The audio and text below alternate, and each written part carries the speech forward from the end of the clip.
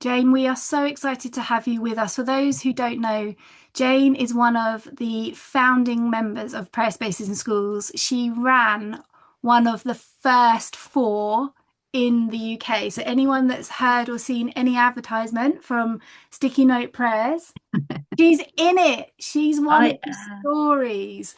So, she knows what she's talking about. She's one of our ambassadors that runs training. And many other things. So, Jane, please tell us a little bit about you and then Thank you. please feel free to carry on. Thank you so much, Naomi. It's really lovely to be invited to be part of this session this evening. I'm usually sat where you are as an avid listener to these sessions, so it feels a bit strange. As Naomi said, my name's Jane Whittington, and way back in 2008, I held a prayer space in my school in Farnham. Unknown to, I didn't know that anyone anywhere was doing anything similar. And if you read Phil's book, you'll discover that four of us suddenly discovered each other and found that prayer spaces were happening in different places across the UK. And it's grown since then. So prayer spaces are very, very dear to my heart. I work for the Diocese of Guildford now. I'm not in school anymore. And what I've been asked to talk to you about this evening is a piece of research that I did with one of my diocesan colleagues in 2023 when we looked at the church and school partnership and how it supports the spiritual flourishing of children. So I'm going to do my presentation now, and then there'll be a chance for a bit of conversation, and I'll happily take questions and answers as we go along. So I'm afraid I have got the usual dreaded slides, partly just to keep me on track. But this is what we're thinking about today. So, way back in 2023, my partner in crime, who is the Children and Families Advisor in the diocese, Emma Coy, and I carried out this piece of research around how the church and school partnership might help the spiritual development of children. And what I'm going to do this evening is just pull out the things we found that are particularly relevant to prayer spaces in schools. So there's quite a lot more, but it's not definitely fitting in with prayer spaces. So tonight you've got a sort of edited highlights. So we were commissioned to do this research by something called the Growing Faith Foundation, which is part of the Church of England. And we were absolutely thrilled to get some money towards it because Emma and I had actually been plotting this piece of research for a few years. And so we found somebody to pay for us to do it, which was brilliant. And the research consisted of these following elements. So we had a survey that was completed by a member of staff. It was an online survey, and usually it was the deputy head or the collective worship leader or the RE leader in the school that did it. And the second part of it was a survey to be completed by a group of children. And what happened in most cases, the school chose either their school council or their worship team.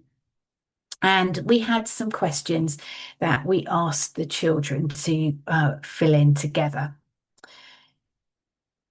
It's a little bit difficult asking children about spirituality, we found. So we use the phrase, what helps you feel close to God? It's not perfect, and I promise you, we spent a lot of time thinking about exactly how to express that. But our questions for the children were about the things that help them feel close to God.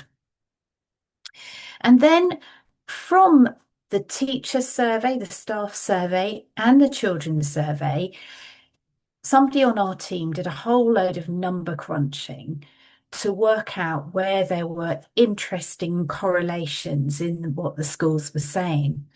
And from that, we pulled together three different focus groups where we invited somebody from the school and somebody from the church to come and meet with us. And we sort of dug a lot deeper into the details behind the headlines. What I haven't explained yet is that we invited all the church schools in the diocese to be part of this initial piece of research. We've got 82 church schools in the Diocese of Guildford, so they were kind of my friendly people to ask. And we ended up with a take-up rate of about 33%. Now, we only used our primary schools, and that's simply because in our diocese, we've only got 3 secondary schools, and statistically, 3 schools isn't enough to make a useful piece of research. So that was where we started with 33% of our church schools. But then, after we'd done that piece of work, we wanted to find out to what extent the recommendations and the findings of our work with church schools rang true to those working in community schools or independent schools. And so using local knowledge, chatting to people, particularly in the parishes, we invited a representative from the churches where we knew they were doing things with their local schools to come to a further focus group. So these were the community schools, the non-church schools, and we explored with them our findings, and then we just asked them 2 really simple questions. Does this ring true for you in your context? And does anything in our findings feel uncomfortable for you to use in your context? And so that generated a second set of recommendations, particularly for community schools. But what we found was that actually the vast majority of the things we found for church schools applied whatever type of school the churches were working with.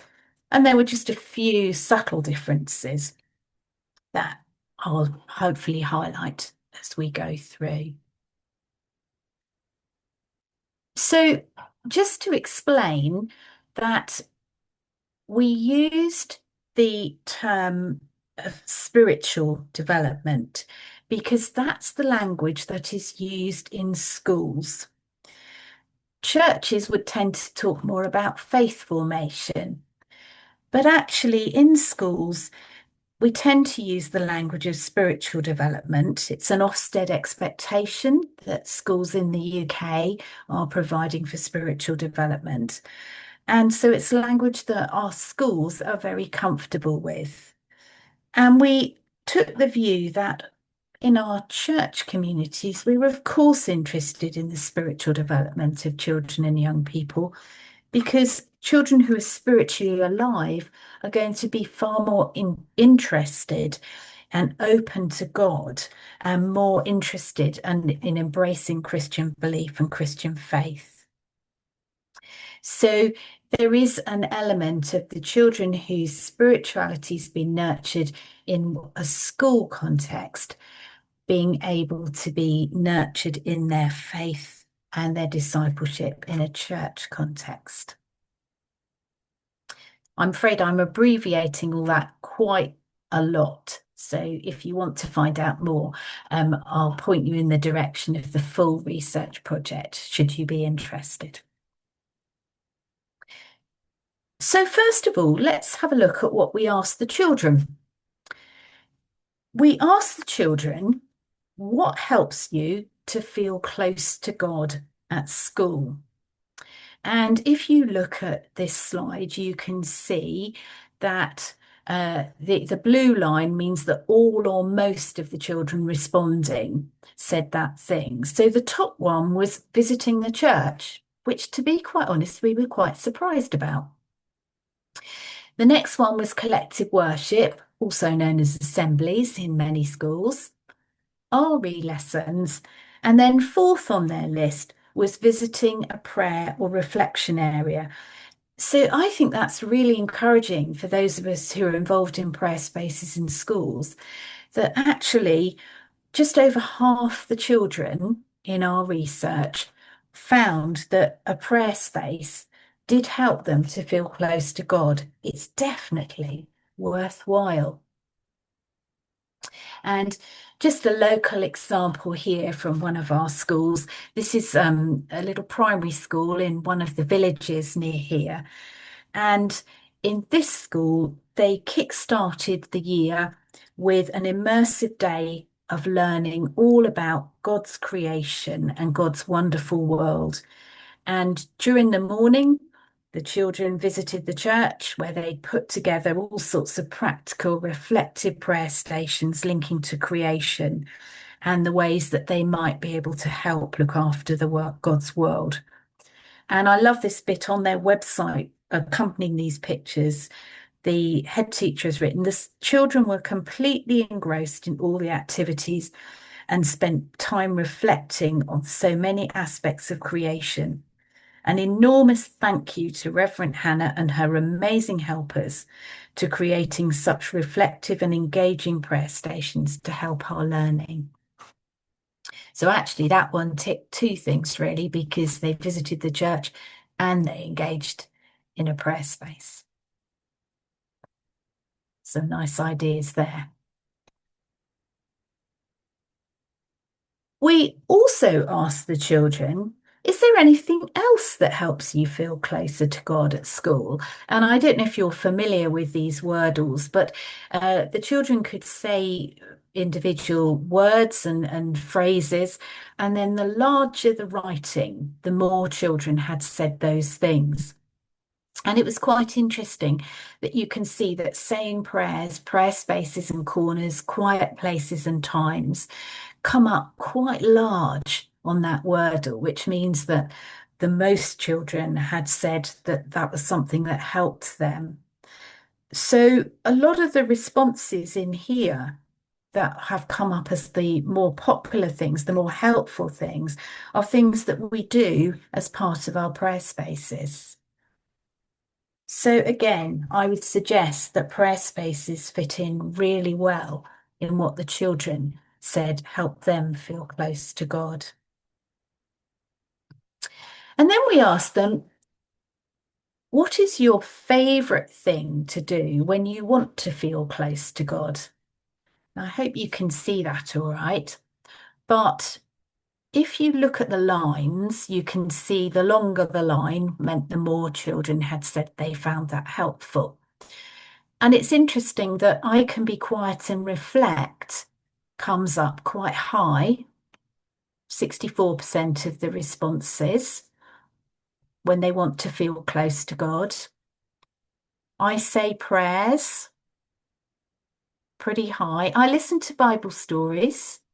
That was predominantly the slightly younger children that said that. But that idea of reflecting and praying and being quiet came through very clearly in our research.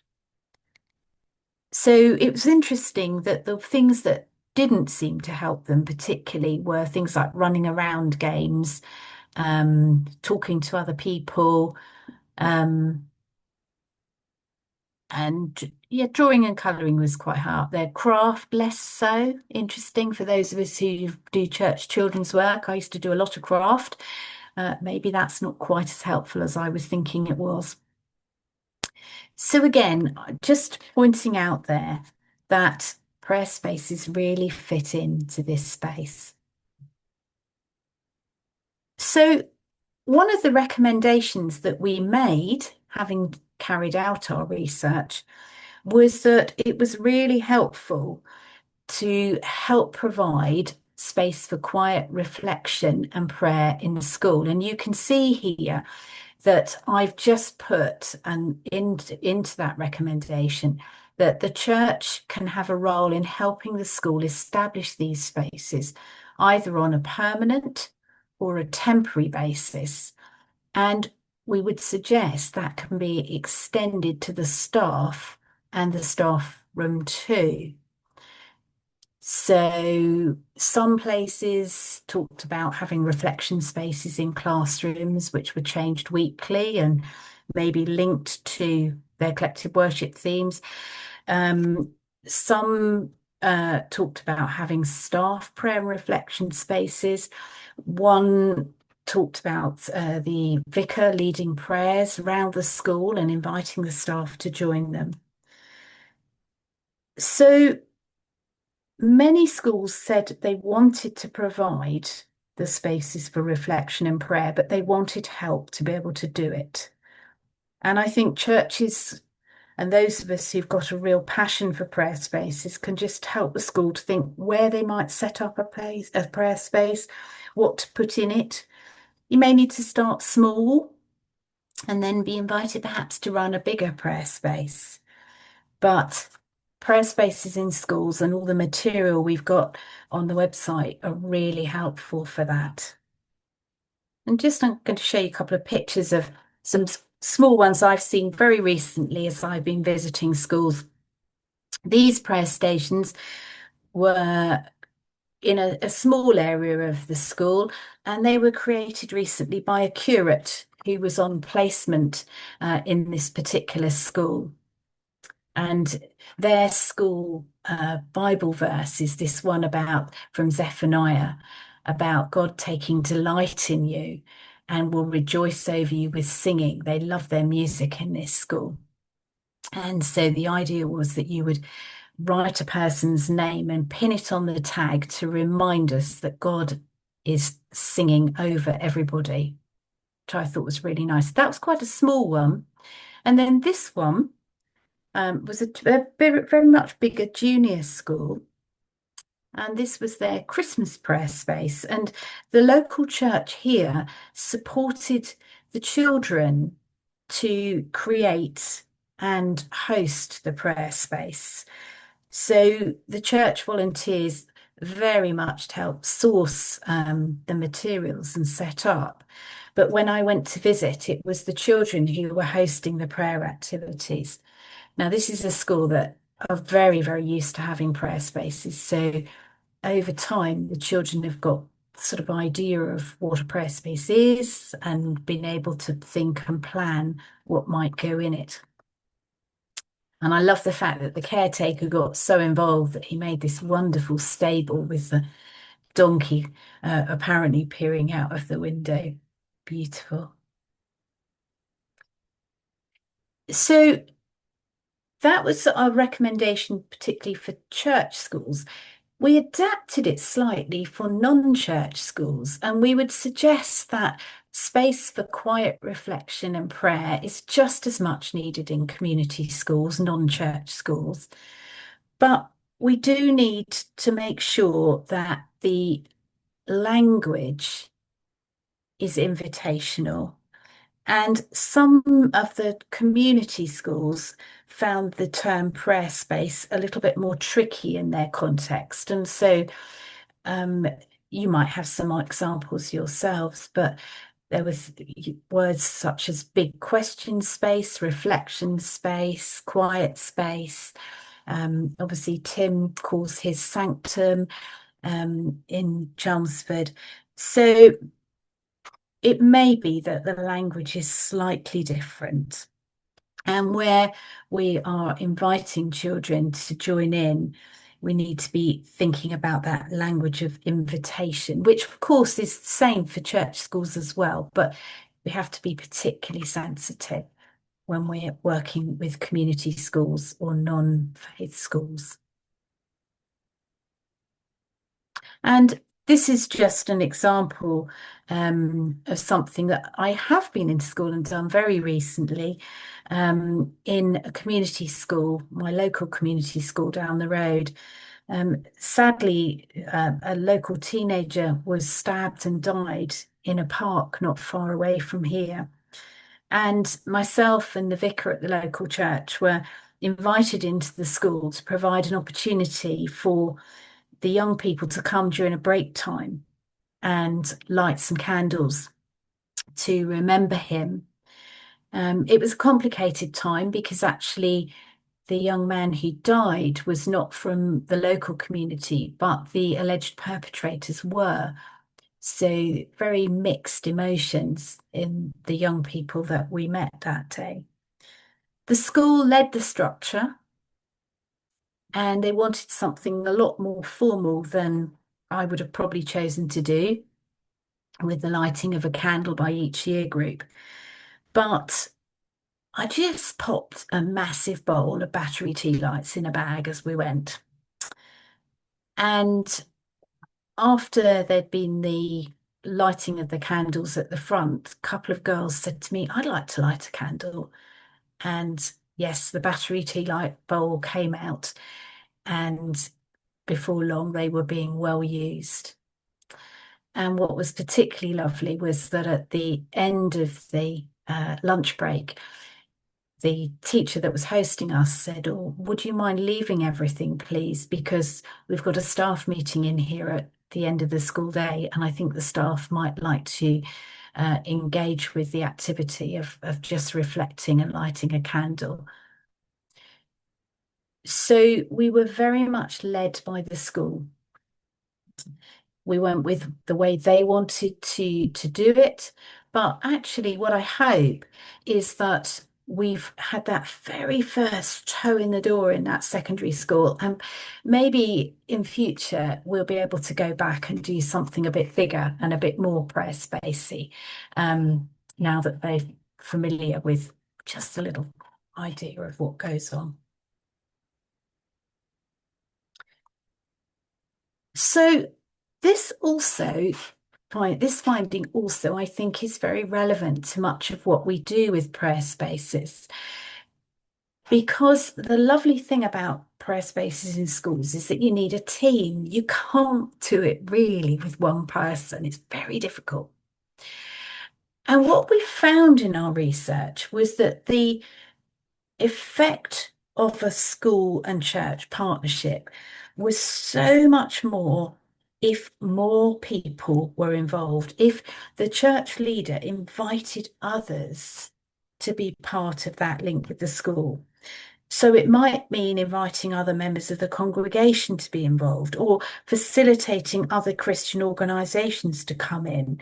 And very often, the work that we saw that had the greatest impact used Christians from a number of local churches working together. And the children said to us they got a real benefit from hearing and experiencing the same things, but from a variety of different people. And I always say when I'm training clergy, do bring in lots of lay people because children shouldn't think that Christianity is only for people wearing dog collars. So there is something there about encouraging more people to be involved. There was a nice little quote there about the children finding it powerful to see different members of the community leading because the values and the messages were coherent. And these are some of the things that the children said about having church visitors.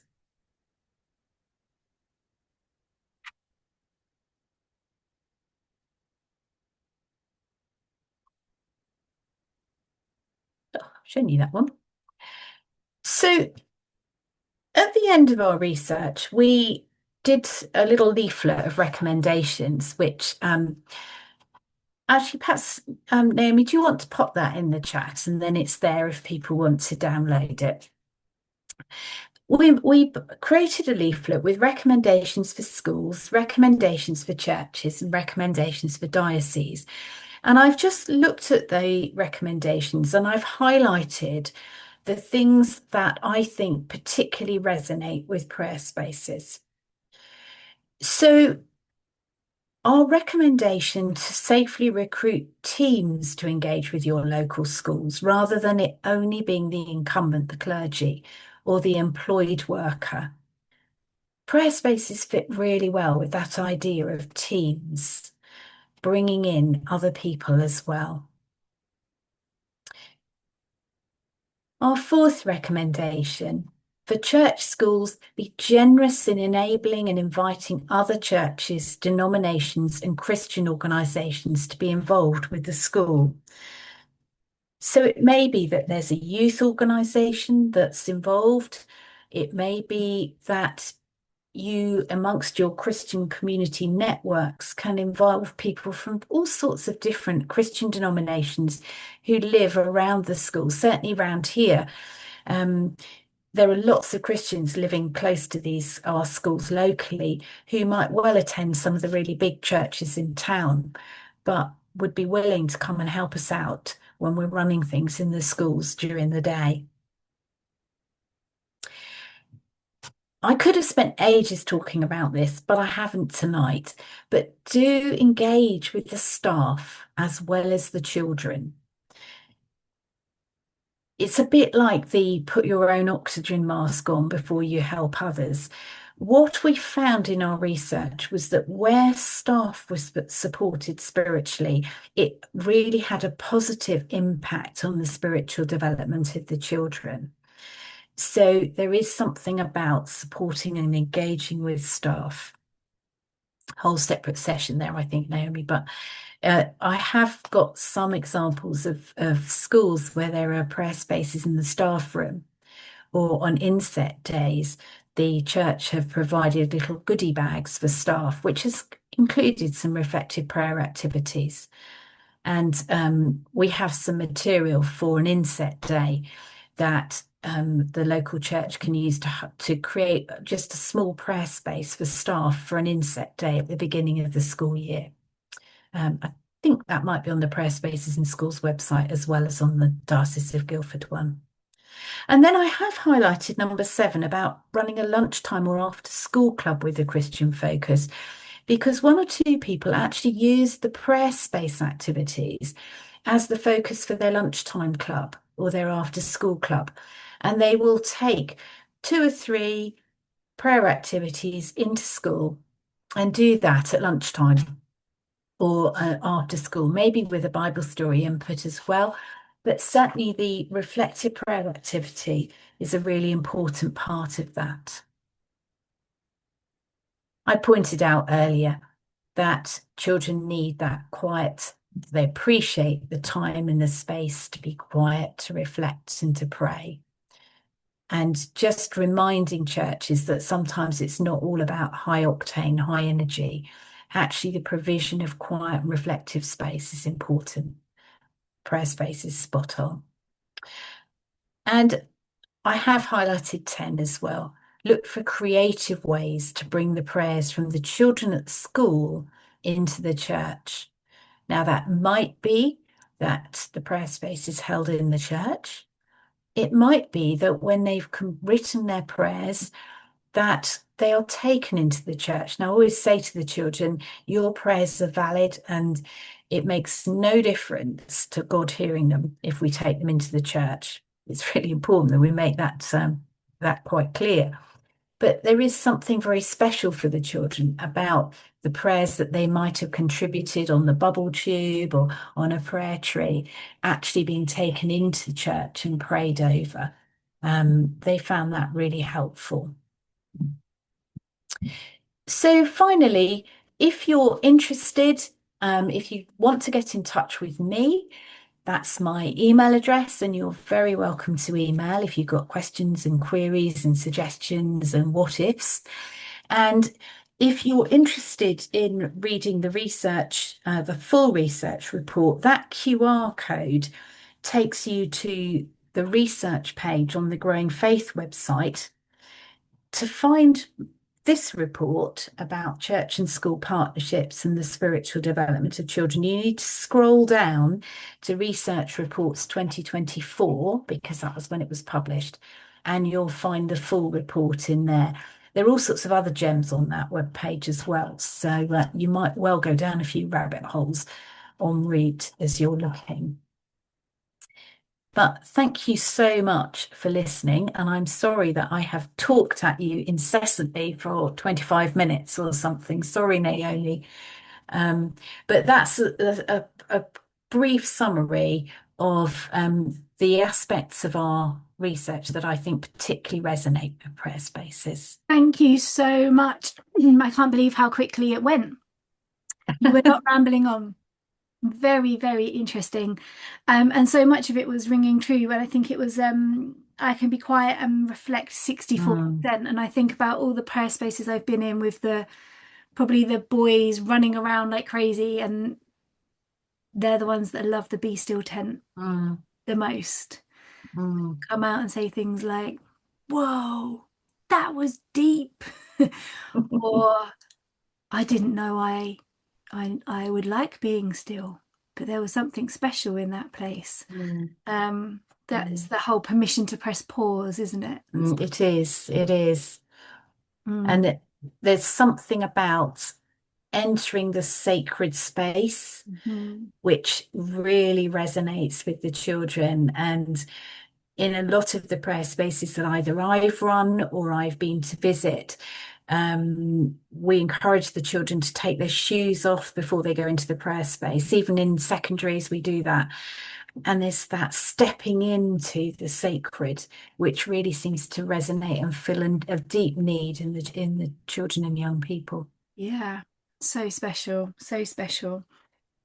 So we are going to take a short breakout rooms break for 10 minutes. So any questions that you or someone from your group had, please feel free to type them into the chat. I'd love to just ask Jane. I know that Jane, you regularly meet with both church and heads of school, leads of schools, and talk around a subject, perceived barriers, which I Yes. found fascinating. So I'd love it if maybe you can share what it is and what you've been finding so far. Yes, I'm very fortunate that my role is actually school and church partnership advisor. So what I've been doing is inviting head teachers and clergy to come out of school together, and we've started the sessions the first time they come, asking what are the barriers to working well together. And I get a group of head teachers and a group of clergy separately, and we look after them separately. And both groups say, oh, but the vicar's too busy.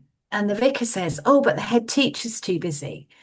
And actually, both groups would love to engage more and do more together, but they're both so conscious of how full on and busy people are that they're kind of reluctant to put the added pressure onto each other. So that's quite interesting that there's this perception that each are too busy. Well, they are busy, but actually not so much that they don't want to actually do things together for the good of the children. Yeah. And I just love that because I don't love that they're all so busy, but I love that they No. both just think the other one's too busy. And that's the barrier. It's so Mm, overcomable. yeah, Um, yeah. we had a head teacher that we interviewed on here last one of the sessions last year, and she said she's a secondary head teacher. She said she gets over 100 emails a Mm, day, and over 50 she just deletes because they're of yeah. no help, no use to her, no relevance. And then of the other half, they want money. They want more Mm, from her that she can't mm, provide, isn't in the remit, isn't funding for. mm, But when someone comes along who can actually help and support, she'll bite their arm off. yeah, They want it. It's just perception. Um, yeah. so And yeah. it's perseverance in terms of making that engagement because as you've just said, Naomi, the number of emails that are coming into an inbox. I've been on Teams calls with members of school staff and they've had their email going on in the corner. And I'm horrified at the speed at which those emails are coming into the Mm. teachers' inboxes. Um, it's so what must be mounting up in that hour we've spent talking to each other means that the ones that were sent at the beginning have probably fallen off the bottom of the inbox screen. So I'm not saying deluge people with with emails, but maybe turning up with cake or an offer, and don't assume that they will have ignored your email. They quite possibly it's just got buried. Yeah, absolutely. Relationship is key. I've got um Mm. head teacher relationships. I'm like, oh, maybe they're ignoring me. Maybe they've moved on to something else. And then when Probably I see not. them, they're like, oh, I've been meaning to reply to you. Yeah. Please forgive Yeah. me. Please forgive Yeah. me. I'm so sorry. And I've learned over the years, no, it is just relentless. And Yeah. lots of cake helps. It does. It really does. Great. So we have a couple of questions in our chat. We So do. let's start at the top. The first one is, what does investing in the RE? Oh, mine's cut off. Does it say The RE? RE lead look like in practice. Each school will have either a head of department in a secondary school or an RE subject leader in a primary school. And making contact with them and offering support to them is really appreciated. Very often, they will be wanting Christian visitors to go in and be the lived example of Christianity as part of their RE curriculum. The thinking around the RE curriculum now is that it's multidisciplinary, that it's got theological, sociological, and philosophical strands to it. In our diocese, we call that God, community, and identity. And Oh, you will find that RE syllabi very often say, invite someone in from a local Christian community to talk about their experience of prayer, their understanding of the Trinity, how they see worship. So make contact with the RE subject leader and just offer support. How can we help you? Would you like to visit the church? Or would you like a visitor in? And that is often really appreciated because they might not be particularly specialist in the subject. So that can be really important. that's great. Yeah. Does that help, Judy? Give me a thumbs up. Yeah. Great. Okay. Next up, Carol says, did you find it helpful for home/parents to be involved? Yes, I mean, one of the things that I would always say to schools around prayer spaces is do invite the parents to come and visit the prayer space after school. Get the children, if they'd like to bring their parents or carers or whoever picks them up, to come to the prayer space with them. That can be really helpful. The involvement in the families and households in faith development is a whole extra strand of the growing faith work, which we know is really important. But that was outside my remit in terms of that research project. But equally, I have seen a very effective prayer space that was run by parents who ran the school parent prayer group. And it was on their heart to set up and run a prayer space, and that worked really well. So, yeah, that can work very well. Yeah, absolutely echo all of that. Any way to connect church homeschool, Mm. do it. I'm in a prayer space next week, and the school have arranged for each year group we're going to stay open for an extra half an hour or so Mm. for Fun. each year group's parents to come in and visit afterwards, after their child's been in that day. So that it's just an Mm. open door policy, that Mm. nothing's hidden. Come on, see. No. Who knows what conversations will happen. So yeah. And at the very least, you're being transparent about what's being offered. And I think that's really, really important Yeah. because people haven't got a clue what this prayer space is about. And particularly if they come from a faith or belief other than Christianity, they might be very anxious about it. So the opportunity to come in and have a look um, goes a long way towards reassuring people. Definitely, definitely.